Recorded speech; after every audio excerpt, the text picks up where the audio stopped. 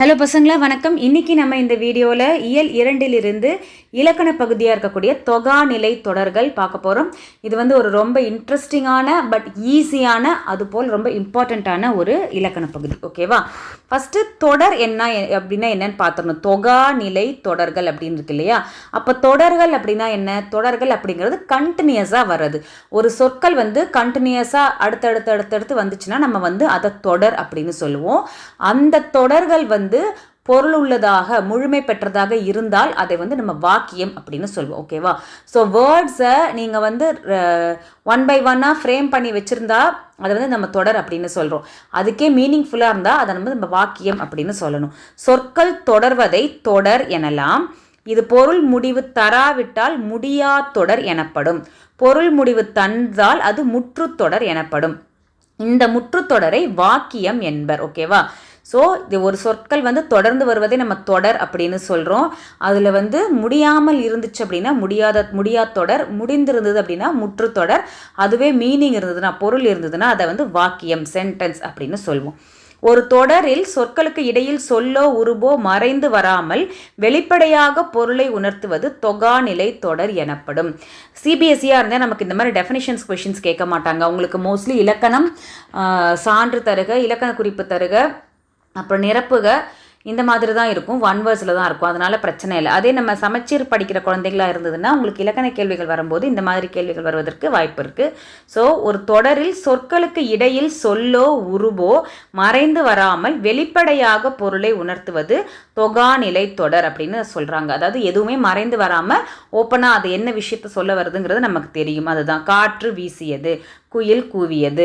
இது எந்த உருபுகளும் மறைந்து வராமல் வருவதால் இதை தொகாநிலை தொடர் அப்படின்னு சொல்கிறோம். தொகாநிலை தொடர்கள் எத்தனை வகைப்படுமா? தொகாநிலை தொடர்கள் 9 வகைப்படும். இந்த 9 வகை தான் நம்ம பார்க்க போகிறோம். இது ரொம்பவே சிம்பிள் தான். ஏன்னா அந்த நேம்ஸை மாத்திரம் நீங்கள் ஞாபகம் வச்சுக்கிட்டா போதும். அந்த நேம்லேயே அது எந்த மாதிரியான சென்டென்ஸ் அப்படிங்கிறத நம்ம கண்டுபிடிச்சிடலாம். எக்ஸாம்பிள்ஸும் எழுதிடலாம். ஸோ ஃபஸ்ட்டு எழுவாய் தொடர். எழுவாய் அப்படின்னா ஒரு வாக்கியத்தில் ஒரு சென்டென்ஸில் வரக்கூடிய ஃபர்ஸ்ட் பார்ட்டு சப்ஜெக்ட். நம்ம இங்கிலீஷில் சப்ஜெக்ட் ப்ரெடிகேட் அப்படின்னு எழுதுவோம் இல்லையா? அதில் சப்ஜெக்ட் அந்த வாக்கியம் யாரை பற்றி பேசுகிறதோ இல்லை அந்த வாக்கியத்தை யார் சொல்கிறார்களோ, அந்த வாக்கியத்தின் ஒரு கருவாக முதல் பொருளாக யார் இருக்கிறார்களோ அவங்க தான் சப்ஜெக்ட் அப்படின்னு சொல்லுவோம். அது ஃப்ரண்ட் பார்ட் ஆஃப் தி சென்டென்ஸில் வரும். அதை தான் நம்ம இங்கே எழுவாய் அப்படின்னு சொல்கிறோம்.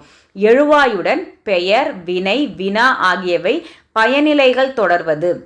ஸோ அந்த சென்டென்ஸோட நெக்ஸ்ட் பார்ட்டாக இருக்கக்கூடிய ப்ரெடிகேட்டில் எய்தர் ஒரு நேமாக இருக்கலாம், இல்லைனா வினை ஆக்ஷனாக இருக்கலாம், இல்லைனா வினா கொஷினாக இருக்கலாம். இந்த மாதிரி ஒரு பயனிலை தொடர்ந்து வருவது நம்ம எழுவாய் தொடர் அப்படின்னு சொல்கிறோம். ஸோ முதல் தொகாநிலையில் நம்ம 9 தொடர்கள் பார்க்க போகிறோம். முதல் தொடர் எழுவாய் தொடர். எழுவாய் அப்படிங்கிறது சப்ஜெக்ட் அப்படின்னு சொல்லிட்டேன்.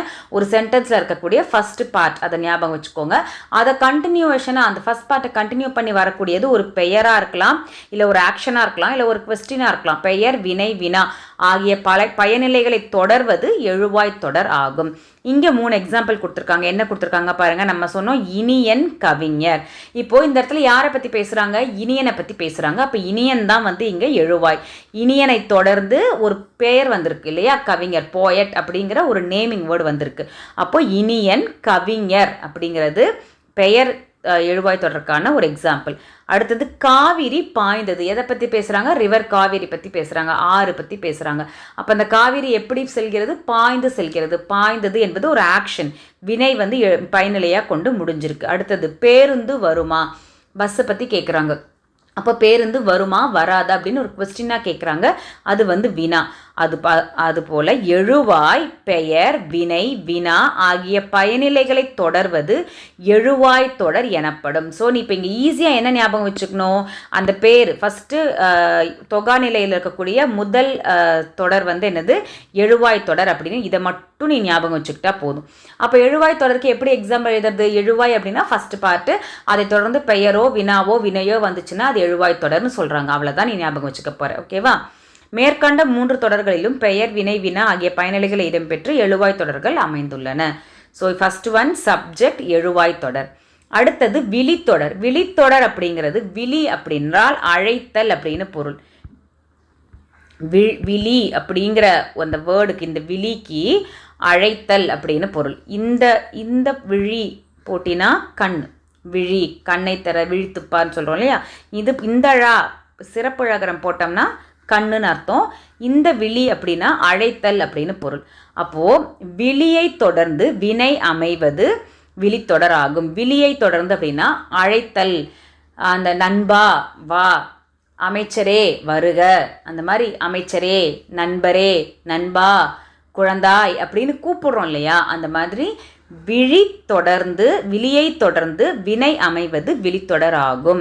இப்போ இந்த இடத்துல நண்பா எழுது அப்படின்னு சொல்கிறாங்க. நண்பா அப்படிங்கிறது கூப்பிடுறது, அழைத்தல், விழித்தல். விழியை தொடர்ந்து ஒரு வினை, ஒரு ஆக்ஷன் வேர்டு. வினை அப்படின்னா ஆக்ஷன் வேர்டு. நண்பா வா, நண்பா எழுது, அமைச்சரே வருக, அந்த மாதிரி அழைப்பதை தொடர்ந்து ஒரு ஆக்ஷன் வேர்டு வினை அமைவது விழித்தொடர் ஆகும். நண்பா என்னும் விழிப்பெயர் எழுது என்னும் பயனலை கொண்டு முடிந்துள்ளது. ஸோ அதனால் இது வந்து விழித்தொடர் அப்படின்னு சொல்கிறாங்க. ஸோ செகண்ட் வந்து என்ன சொல்கிறோம், விழித்தொடர் அப்படின்னு சொல்கிறோம். விழி என்றால் அழைத்தல் என்பது பொருள். அழைப்பது போல இருக்கிறது, நண்பா வா அப்படின்லாம் சொல்லி அழைக்கிற மாதிரி ஒரு வேர்டு, அதை தொடர்ந்து ஒரு ஆக்ஷன் வேர்டு, ஒரு வினை வந்ததுன்னா அது பேர் விழித்தொடர். ஸோ ஃபஸ்ட்டு வந்து எழுவாய் பார்த்தோம். எழுவாய்னா சப்ஜெக்டை கண்டினியூட் பண்ணி ஒரு பெயரோ வினையோ வினாவோ இருந்ததுன்னா அது எழுவாய் தொடர்ன்னு சொல்கிறோம். விழித்தொடர் அப்படிங்கிறது அழைத்தல், விழி அப்படின்னா அழைத்தல், அதை தொடர்ந்து ஒரு வினை அமைவது வந்து விழித்தொடர் அப்படின்னு சொல்கிறோம். அடுத்தது மூன்றாவது பார்த்தோம்னா வினைமுற்று தொடர். வினைமுற்று, வினைனா என்ன சொல்லியிருக்கோம், ஆக்ஷன். முற்றுனா கம்ப்ளீட்டட், ஒரு ஆக்ஷன் வந்து முடிஞ்சிருச்சு, படித்தான், வந்தான், போனான், அந்த மாதிரி ஒரு ஆக்ஷன் வந்து முடிஞ்சிருச்சு. தொடரின் இறுதியில் இடம்பெற வேண்டிய வினைமுற்று தொடரின் முதலில் அமைந்து பெயரை கொண்டு முடிவது வினைமுற்று தொடராகும். இப்போ இந்த இடத்துல பாடினால், ஓகேவா, பாடினால்னா பாடி முடிச்சிட்டாங்க, அந்த ஆக்ஷன் முடிஞ்சிருச்சு. அந்த வினைமுற்று எப்பயுமே என்ன சொல்லும், கண்ணகி பாடினாள், கண்ணன் வந்தான் அப்படின்னு சொல்லுவோம் இல்லையா, அந்த மாதிரி பெயர் ஒரு தொடரின் இறுதியில் வர வேண்டிய வினைமுற்று, ஒரு கம்ப்ளீட்டட் ஆக்ஷன் வந்து தொடரின் முதலில் அமைந்து அது வந்து எதை கொண்டு முடிஞ்சிருக்குன்னா பெயரை கொண்டு முடிவது வினைமுற்று தொடராகும். பாடினாள் கண்ணகி, வந்தான் கண்ணன், அழுதது குழந்தை, அந்த மாதிரி கம்ப்ளீட் ஆக்ஷன் வினைமுற்று ஒரு பெயரை கொண்டு முடிதால் அது வந்து வினைமுற்று தொடர் அப்படின்னு சொல்கிறோம். ஸோ வினைமுற்றுனா இங்கே வந்து நீ என்ன ஞாபகம் வச்சுக்கணும், கம்ப்ளீட்டட் ஆக்ஷன் அப்படின்னு ஞாபகம் வச்சுக்கணும். ஓகேவா, ஒரு ஆக்ஷன் வந்து கம்ப்ளீட் ஆயிடுச்சு, அதுதான் வந்து வினைமுற்று. அது முதலில் வந்துட்டு அதுக்கப்புறம் ஒரு பெயர் தொடர்ந்து வந்துச்சுன்னா அது வினைமுற்று தொடர். ஸோ ஃபஸ்ட்டு எழுவாய் தொடர் பார்த்த சப்ஜெக்டை தொடர்ந்து யாரை பற்றி அங்கே பேசுகிறோமோ அதை தொடர்ந்து பெயர், வினா, வினை வந்ததுன்னா அது எழுவாய் தொடர். அடுத்தது விழித்தொடர் அப்படிங்கிறது அழைத்தல், நண்பா வா, நண்பா வருக, அந்த மாதிரி நண்பா எழுது, அழைப்பதை தொடர்ந்து ஒரு வினை வந்ததுன்னா அது வந்து விழித்தொடர். மூன்றாவது நம்ம பார்த்தது வினைமுற்று தொடர். இங்கே வந்து இறுதியில் இடம்பெற வேண்டிய வினைமுற்று, ஒரு ஆக்ஷன் கம்ப்ளீட்டடான அந்த வேர்ட் வந்து தொடரின் முதலில் அமைந்து ஒரு பெயரை கொண்டு முடிவது வினைமுற்று தொடர். பாடினாள் கண்ணகி. அடுத்தது பெயரெச்ச தொடர். பெயரெச்ச தொடர்னா என்ன, முற்று பெறாத வினை ஒரு பெயர் சொல்லை கொண்டு முடிவது பெயரெச்ச தொடர். அப்படின்னு முற்று பெறாத வினை அப்படின்னா என்னன்னா இன்கம்ப்ளீட் ஆக்ஷன். இங்கே வந்து கம்ப்ளீட்டட் ஆக்ஷன் வினை முற்றுன்னு பார்த்தோமா, இங்கே வந்து முற்று பெறாத வினை இன்கம்ப்ளீட் ஆக்ஷன், அதுதான் வந்து எச்சம்னு சொல்லுவோம். இன்கம்ப்ளீட் ஆக்ஷன் அதை வந்து நம்ம என்ன சொல்கிறோம், எச்சம் அப்படின்னு சொல்கிறோம். எச்ச வினை, பெயர் எச்சம், வினை எச்சம். அது வந்து ஒரு பெயரை கொண்டு முடிந்தால் அது பெயரெச்சம். இப்போ கேட்ட, ஓகேவா, கேட்ட அப்படிங்கிறது இப்போ கேட்டான் அப்படின்னா முடிஞ்சிருச்சு, கேட்டு முடிச்சுட்டாங்க, வினை முற்று. ஆனால் இப்போ கேட்ட அப்படிங்கிறது முற்று பெறாத வினை எச்சம். இது எதை கொண்டு முடிந்தது, கேட்ட பாடலா, கேட்ட கேள்வியா, கேட்ட பெயரா, கேட்ட வினையா, ஏதோ ஒன்று கேட்டிருக்காங்க. என்ன கேட்டிருக்காங்க, கேட்ட பாடல். எதை கொண்டு முடியுது, ஒரு பெயரை கொண்டு முடிவது. இந்த மாதிரி முடிவது பெயரெச்ச தொடர். ஒரு இன்கம்ப்ளீட் ஆக்ஷன் ஒரு பெயரை கொண்டு முடிதல், முற்று பெறாத வினை பெயர் சொல்லை கொண்டு முடிவது பெயரெச்ச தொடர். அதுதான் வந்து பெயரெச்ச தொடர். எக்ஸாம்பிள் கேட்ட பாடல் அப்படின்னு கொடுத்துருக்காங்க. ஓகேவா, இதே மாதிரி என்ன வேணா எழுதலாம். வந்த மாணவன், ஆடிய குழந்தை, ஓடிய மான் எல்லாமே. ஓடிய அப்படின்னா அது என்னன்னு தெரியாது. மானா, மயிலா, குதிரையா, கழுதையா, மனிதனா, எதுவுமே தெரியாது. அப்போ அது எதை கொண்டு முடிகிறது? ஒரு பெயரை கொண்டு முடிகிறது. அந்த மாதிரி வினை முற்று பெறாத ஒரு வினை பெயரை கொண்டு முடிந்தால் அது வந்து பெயரெச்சத் தொடர். அதுக்கு அப்படியே ஆப்போசிட், முற்று பெறாத வினை வினையை கொண்டு முடிவது வினையெச்சத் தொடர் ஆகும். வினையெச்சம் அப்படின்னா எச்சம் அப்படின்னா என்ன சொல்லிட்டோம்? முற்று பெறாத இன்கம்ப்ளீட் ஆக்ஷனை தான் எச்சம் அப்படின்னு சொல்கிறோம். அது பெயரை கொண்டு முடிந்தால் பெயரெச்சம், வினையை கொண்டு முடிந்தால் வினையெச்சம். அதுதான் வந்து வினையெச்சத் தொடர். பாடி அப்படின்னு இது வந்து ஒரு ஆக்ஷன் வேர்டு. பாடுறது ஒரு ஆக்ஷன் வேர்டு. அந்த பாடி வந்து முடிவு பெறாமல் இருக்குது. அதனால் என்ன பாடி என்ன பண்ணாங்க? பாடி சிரித்தனர், பாடி அழுதனர், பாடி முடித்தனர், பாடி மகிழ்ந்தனர். அந்த மாதிரி பாடி எதை கொண்டு முடிகிறது? மகிழ்ந்தனர் என்று இன்னொரு வினையை கொண்டு முடிகிறது. மகிழ்தல் என்பது இன்னொரு ஆக்ஷன் இல்லையா? ஸோ ஒரு இன்கம்ப்ளீட் ஆக்ஷன் ஒரு கம்ப்ளீட்டட் ஆக்ஷன் வச்சு முடியுது. முற்று பெறாத வினைச்சொல் முற்று பெறாத வினை சொல்லை கொண்டு முடிவது வினையெச்சத் தொடராகும். ஸோ இந்த பெயரெச்சமும் வினையெச்சமும் ஒன்று போல தான். ஒரு எச்ச வினை வந்து பெயரை கொண்டு முடிந்தால் அது பெயரெச்சம், வினையை கொண்டு முடிந்தால் வினையெச்சம். இதை எப்படி மேம் பெயரெச்சமா வினையெச்சமான்னு கண்டுபிடிக்கிறது அப்படின்னு யோசிச்சின்னா, இப்போ நீ ஃபர்ஸ்ட் இருக்கிற இந்த எச்ச சொல்ல பார்க்கணும். கேட்ட அப்படின்னு. கேட்ட அந்த கொஷின் மார்க் என்ன? கேட்ட யாரு? அப்போ நீயே உனக்கு கேள்வி கேட்டுப்பாரு. கேட்ட மனிதன், கேட்ட பாடல், கேட்ட கேள்வி, இது எல்லாமே என்னது? ஒரு பெயர் தான், ஒரு ஆக்ஷன் கிடையாது இல்லையா? கேட்ட பாடல்ங்கிறது பாடல் இஸ் அ நேம். அப்போ அது வந்து பெயரெச்சத் தொடர். இதே இங்கே கேட்டுப்பாரு. பாடி மகிழ்ந்தனர், பாடி முருகன், பாடி அப்படின்னு ஒரு பெயரை கொண்டு முடிக்க முடியாது. பாடி அப்படின்னா மகிழ்ந்தனர், படித்து அப்படின்னா முடித்தனர், அப்படிதான் சொல்லணும். எழுதி முடித்தனர். அப்போது இது எல்லாமே வந்து வினையெச்சம். நீ கேட்குற இந்த எச்ச வினையை வந்து கேட்கும்பொழுது, கேள்வியாக கேட்கும் பொழுது அதுக்கு பதில் வந்து என்னவா கிடைக்குதுன்னு பாரு. பெயராக கிடைச்சா பெயரெச்சம், வினையாக கிடைச்சா வினையெச்சம். அவ்வளோதான். ஓகேவா? ஸோ இப்போ ஃபஸ்ட்டு 5 பார்த்துருக்கோம். எழுவாய் தொடர், விழித்தொடர், வினைமுற்று தொடர், பெயரெச்சத் தொடர், வினையெச்சத் தொடர். இது வரைக்கும் புரிஞ்சுதாம்மா? புரிஞ்சிருக்குன்னு நம்புகிறேன். ஓகேவா? அடுத்தது வந்து வேற்றுமை தொடர். 6ஆவதாக இருக்கக்கூடியது வந்து வேற்றுமை தொடர். இந்த வேற்றுமை தொடர் அப்படிங்கும்போது உனக்கு ப்ரீவியஸ் கிளாஸஸில் படித்த வேற்றுமை உருபுகள் கண்டிப்பாக ஞாபகம் இருக்கணும். அதை வந்து நீ ஒரு ரைம்ஸ் மாதிரி ஞாபகம் வச்சுக்கோ. ஐ, ஆல், கூ, இன், அது, கண். ஓகேவா? இந்த வேற்றுமை உருபுகள் கண்டிப்பாக உனக்கு ஞாபகம் இருக்க வேண்டும். வேற்றுமை உருபுகள் வெளிப்படையாக அமையும் தொடர்கள் வேற்றுமை தொகாநிலை தொடர்கள் எனப்படும். நம்ம இங்கே ஃபஸ்ட்டு லைன்லேயே பார்த்துட்டோம், எதுவுமே மறைந்து வராது, எல்லாமே வெளிப்படையாக தான் வரும்னு பார்த்துட்டோம். ஓகேவா? அதனால வேற்றுமை உருபுகள் வெளிப்படையாக அமையும் தொடர்கள் வேற்றுமை தொகாநிலை தொடர்கள். என்னது வேற்றுமை உருபுகள் நம்ம சொன்னோம்? இப்போது ஐ, ஆல், கூ, இன், அது, கண். ஐயால், கூ, இன், அது, கண். இதை வந்து ஒரு ரைம்ஸ் மாதிரி நீ ஞாபகம் வச்சுட்டு தான் ஆகணும். ஓகேவா? ஸோ இந்த இடத்துல பாரு, கட்டுரையை படித்தான். கட்டுரையை, இங்கே ஐ தெரியுதா? ஓப்பனாக தெரியுதா? கட்டுரை படித்தான், பாடம் படித்தான்னு நான் சொல்லலாமா? அதுவும் ஒரே மீனிங் தானே. ஆனால் பாடத்தை படித்தான், கட்டுரையை படித்தான் அந்த இடத்துல நான் சொல்லும்போது அந்த வேற்றுமை உருபு வெளிப்படையாக வருது. ஐ அப்படிங்கிற எழுத்து வந்து உனக்கு வெளிப்படையாக தெரியுது. இத்தொடரில் ஐ என்னும் வேற்றுமை உருபு வெளிப்படையாக வந்து பொருளை உணர்த்துகிறது. இந்த மாதிரி வெளிப்படையாக வந்ததுன்னா அது வந்து வேற்றுமை தொடர், வேற்றுமை தொகாநிலை தொடர். இதுவுமே மறைந்து வரவில்லை, தொகாநிலை மறையாமல் வந்திருக்கின்றது. அதுபோல் அன்பால் கட்டினார், இந்த இடத்துல என்ன வருது? ஆல். அன்பால் என்ற மூன்றாம் வேற்றுமை தொகாநிலை தொடர் அப்படின்னு சொல்கிறோம். அறிஞருக்கு கு இருக்கு, அறிஞருக்கு பொன்னாடை. இப்போது மதுரை சென்றான் அப்படின்னு நான் சொன்னால் அவன் ஊருக்கு போயிருக்கான்னு அர்த்தம், மதுரைக்கு போயிருக்கான்னு அர்த்தம், அதுதானே. அதே நான் மதுரை சென்றான் அப்படின்னு சொல்லலாம், மதுரைக்கு சென்றான் அப்படின்னு சொல்லலாம். ரெண்டும் ஒரே மீனிங் தான். மேலே மதுரை சென்றான் சொல்லும்போது அந்த வேற்றுமை உருவு மறைந்து வந்திருக்கிறது, மதுரைக்கு சென்றான் என்பது வெளிப்படையாக வந்திருக்கிறது. அவ்வளோதான் டிஃப்ரென்ஸ். ஓகேவா? இந்த வெளிப்படையாக வந்தது வந்து தொகா நிலைன்னு படித்தா, அப்போ மறைந்து வருவது ஆட்டோமேட்டிக்காக தொகை நிலையில் படிப்பேன் நெக்ஸ்ட் சாப்டரில். ஓகேவா?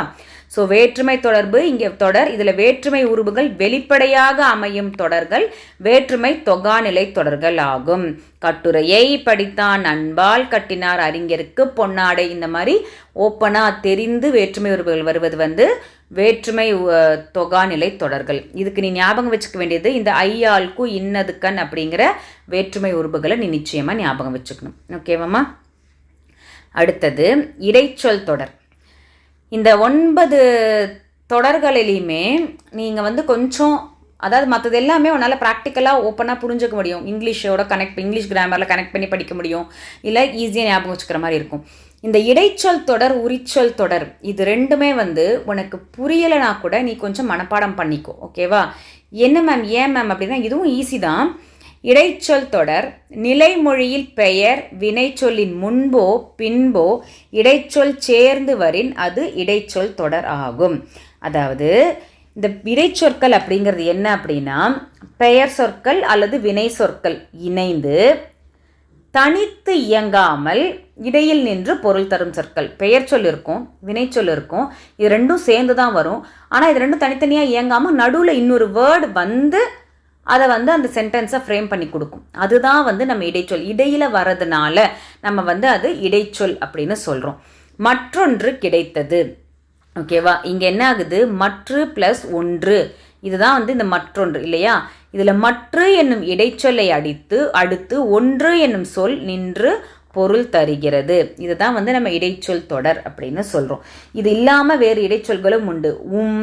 ஏ, ஓ, தான், மட்டும், கூட, இந்த மாதிரி நிறைய இடைச்சொற்கள் வரும். இதெல்லாம் வந்து அந்த வாக்கியத்தில் வரும்பொழுது அவனும் நானும் உம்முன்னு வருது இல்லையா? அந்த மாதிரி நிறைய இடைச்சொற்கள் வரும். அந்த வாக்கியத்தில் அது நடுவில் வரும்பொழுது அந்த வாக்கியம் முழுமை பெறுது அப்படின்னு சொல்கிறோம். அதை தான் வந்து பெயர் வினைச்சொல்லின் முன்போ பின்போ, முன்னாடியோ பின்னாடியோ இடைச்சொற்கள் சேர்ந்து வருவது இடைச்சொல் தொடர் ஆகும். நீ அப்போ இங்கே எழுதும்போது மற்றொன்று கிடைத்தது, அவரே சொன்னார், இதை வந்து மனப்பாடமாக ஞாபகம் வச்சுக்கோ. ஓகேவா? மற்றொன்று கிடைத்தது, அவரே சொன்னார், இது வந்து இடைச்சொல் தொடர் அப்படின்னு ஞாபகம் வச்சுக்கோ. அடுத்தது உரிச்சொல் தொடர். உரிச்சொல் தொடர் அப்படிங்கிறது எதுக்காக வரும் அப்படின்னு பார்த்தோம்னா, அந்த சென்டென்ஸ்க்கு ஒரு என்ன சொல்கிறது, ஒரு அழுத்தம் கொடுப்பதற்காக வருவது தான் வந்து உரிச்சொல் அப்படின்னு சொல்லுவோம். இப்போ ஃபார் எக்ஸாம்பிள் நல்லா எழுதியிருக்க, குட் அப்படின்னு சொல்கிறோம், அதே வந்து வெரி குட் அப்படின்னு சொல்கிறோம் இல்லையா? அதுதான் வந்து உரிச்சொல். குட்டுன்னு சொன்னாலும் வெரி குட்டுன்னு சொன்னாலும் அங்கே என்ன உனக்கு டிஃப்ரென்ஸ் தெரியுது? இந்த வெரி வந்து எதுக்கு வருது? நீ நல்லா பண்ணியிருக்க, ரொம்ப நல்லா பண்ணியிருக்க அப்படின்னு சொல்கிறோம் இல்லையா? அழுத்தம் கொடுத்து, அதுதான் வந்து அங்கே உரிச்சொல் தொடர் அப்படின்னு சொல்லுவோம். இங்கே உரிச்சொல் அப்படிங்கிறது இப்போ இங்கே எக்ஸாம்பிள் பாரு, சால சிறந்தது அப்படின்னு சொல்லலாம். ஆனால் சால சிறந்தது என்பது, சால அப்படிங்கிறது வெரி வெல் டன், சூப்பர்ப் அப்படின்னு சொல்கிறது. சால என்பது உரிச்சொல். அதனைத் தொடர்ந்து சிறந்தது என்னும் சொல் நின்று மிக சிறந்தது என்று பொருளை தருகிறது. ஓகேவா? ஒரு அழுத்தம் கொடுத்து சொல்வதற்காக வரக்கூடியது தான், மிகுதிப்படுத்தி காட்டுவதற்கு தான் வந்து வரது. அது என்ன சொல்லுவாங்க வேற, சால, உரு, தவ, நனி, இது எல்லாமே உரிச்சொற்கள் தான். ஓகேவா? சால பேசினான், தவ சிறிது, நனிப்புகள், இது எல்லாமே என்ன, மிக பேசினான். தவ சிறிது அப்படின்னா மிகச் சின்னது, மிகச்சிறியது, இட்ஸ் ஸ்மால், வெரி ஸ்மால், அதுதான். அதே மாதிரி நனிப்புகள், நனி நன்று, இது எல்லாமே சொல்லுவோம். உங்கள் தமிழ் எக்ஸாம் பேப்பர்லேயே உங்கள் மேம் வந்து எழுதி கொடுப்பாங்க, சூப்பரான எக்ஸாம் பண்ணியிருந்தீங்கன்னா நனி நன்று அப்படிம்பாங்க. அதாவது நன்று இஸ் குட், வெரி குட், அவ்வளோதான். ஸோ உரிச்சொல்லுடன் பெயரோ வினையோ தொடர்வது உரிச்சொல் தொடர் ஆகும். இந்த இடத்துல நீ ஞாபகம் வச்சுக்கோ, இந்த உரு, தவ, நனி, சால, இந்த மாதிரி வார்த்தைகள் தான் உரிச்சொல்லுக்கான வார்த்தைகள். இந்த வார்த்தைகளை நீ எங்கே பார்த்தாலும் கண்ணு மூடிட்டு நீ உரிச்சொல் தொடர் அப்படின்னு போட்டுடலாம். இதை நீ மனப்பாடமாக வச்சுக்கோ. ஓகேவா? உரு, தவ, நனி, சால, இது எல்லாமே வந்து உரிச்சொல் தொடர். அடுத்தது ஃபைனலாக இருக்கக்கூடியது அடுக்குத்தொடர். அடுக்குத்தொடர் உனக்கு ரொம்ப ஈஸி, சொல்லவே வேண்டாம். ஒரு சொல் 2-3 முறை அடுக்கி வருவது அடுக்குத்தொடர். அடுக்கின மாதிரி வருது. எப்படி வருது? வருக வருக வருக, அந்த மாதிரி ஒரே சொல் 2 தடவை அல்லது 3 தடவை அடுக்கி வருதல் அடுக்குத்தொடர்.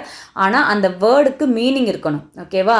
மீனிங் இல்லாமல், இப்போ ஃபார் எக்ஸாம்பிள் அந்த பெண் கலகலவென சிரித்தாள், கலகல அப்படின்னா அது அடுக்குத்தொடர் கிடையாது. கலங்கிற வார்த்தைக்கு அர்த்தம் இல்லை.